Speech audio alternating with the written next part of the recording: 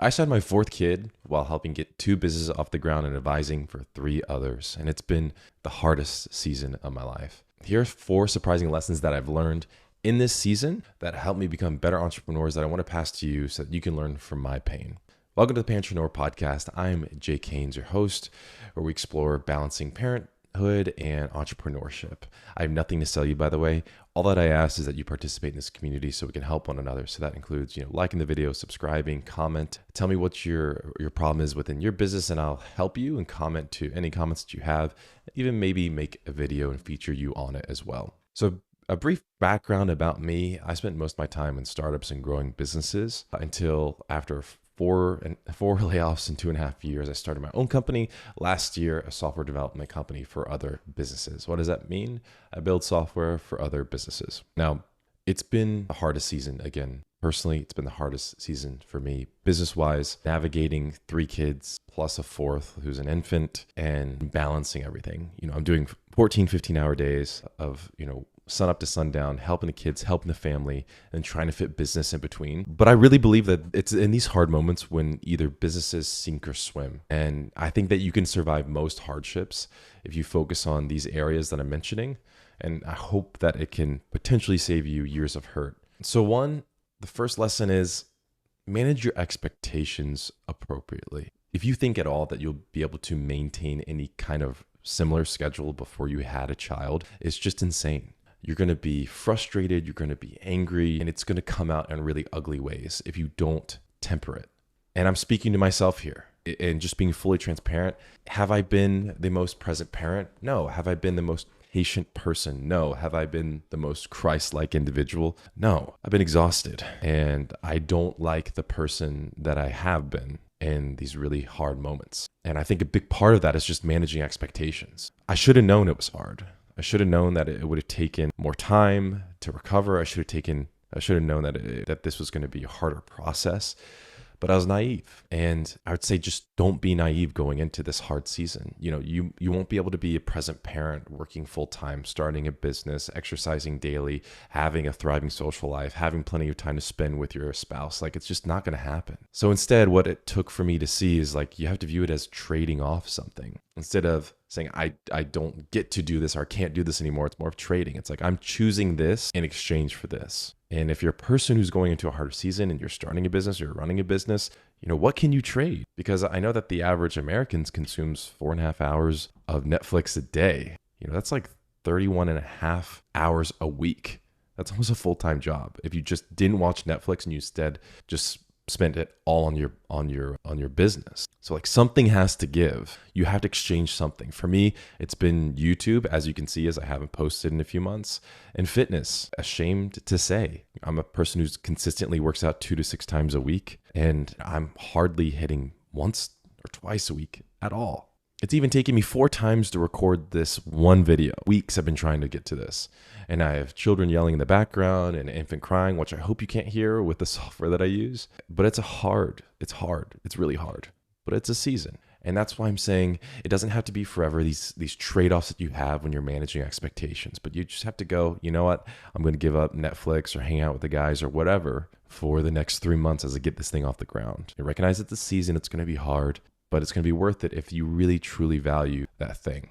The next thing around kind of the same vein of managing expectations, you have to understand in lesson 2 that there's a difference between hard and impossible. There's a critical difference between something being hard and being impossible. And it's a really important mindset shift, even though it sounds pedantic to talk about, because labeling something as impossible gives us permission not to try. Well, what do I mean by that? Well, for anyone who's out there who might be listening who hasn't started a business, but you always wanted to, if I say you need to start a business next week, just life or death, start a business next week, what do you think? You think, well, I can't, or that's impossible, right? You're saying the same things and saying I can't and impossible. You're saying that's impossible for me to do. But if you're someone who thinks it's impossible to start a business in different seasons of life, just stop now, because you won't be able to do anything. You won't start anything.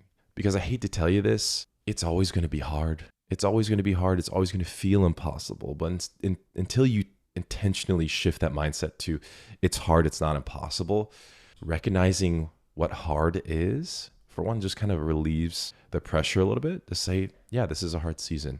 Also recognizing hard versus impossible allows you to see, okay, it's hard, which means it's possible, which means that I can figure it out. And if I can figure it out, I need to find the opportunities where I can make this work. Recognizing hard allows us to find opportunities where we can make that thing work. Off the same vein of understanding hard versus impossible is the third lesson. I believe you get immense clarity through limitations. And here's an example.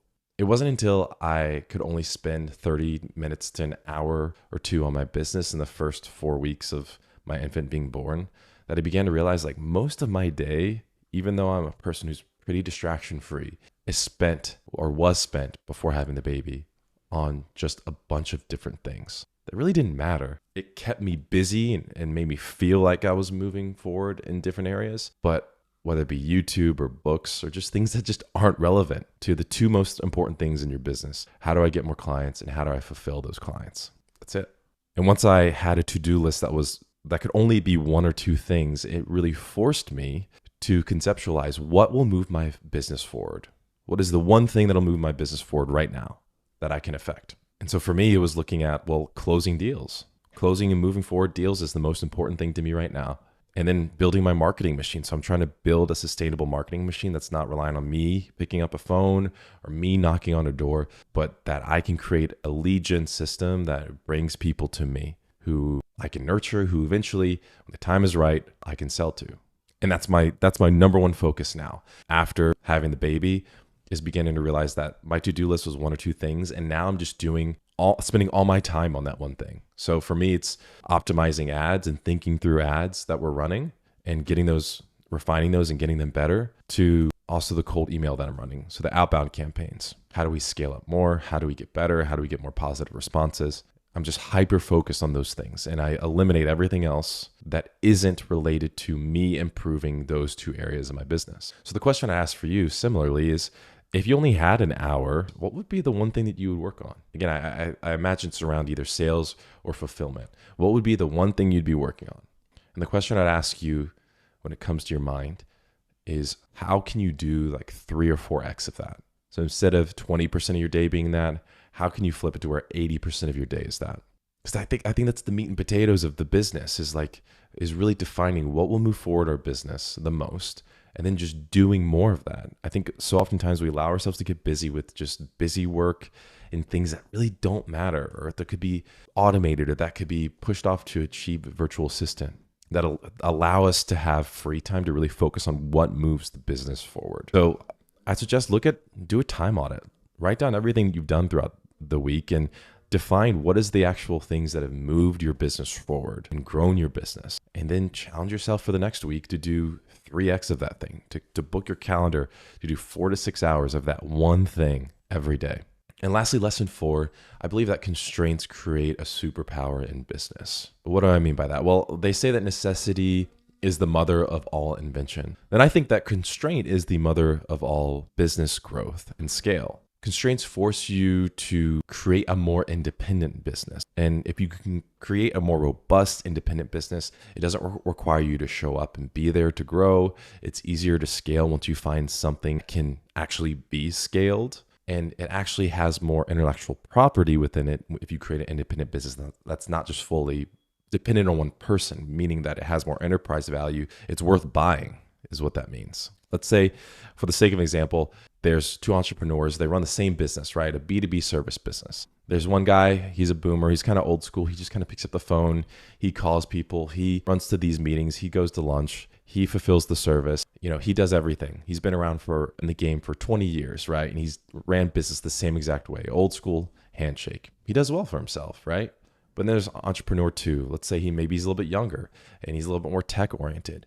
And maybe he's had a baby as well, right? So he only has a few hours to work on his business every week, but he still needs to fulfill the same kind of B2B service. Well, what is he going to do? He's going to create more sustainable methods within every facet of his business, from how things come in for sales and how things flow out for fulfillment. So under the entrepreneur 2, he might figure out LinkedIn or Facebook ads to target a specific demographic that leads to some kind of free giveaway, something free of value that solves a little pain that leads up to the bigger pain of the big sale, right? So the ad leads them to a VSL, which is a virtual sales letter. The virtual sales letter sells them on the free or maybe the inexpensive package that they can purchase. And then that within the service, once they get through it and get value at the end, within it has an offer for the bigger service, right? The 5-figure offer, to where then a virtual assistant or a salesperson just has to go in and call those people and book them up for a closing session with the owner, or maybe just does it by himself, right?